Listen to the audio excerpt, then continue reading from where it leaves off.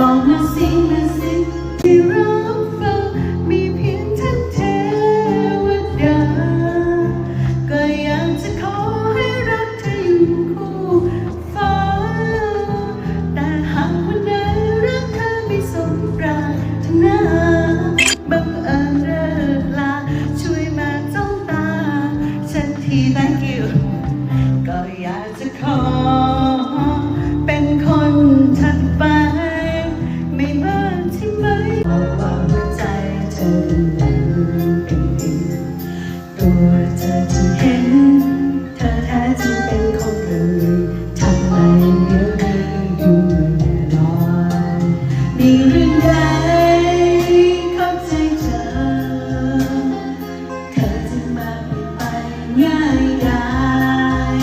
บอกมา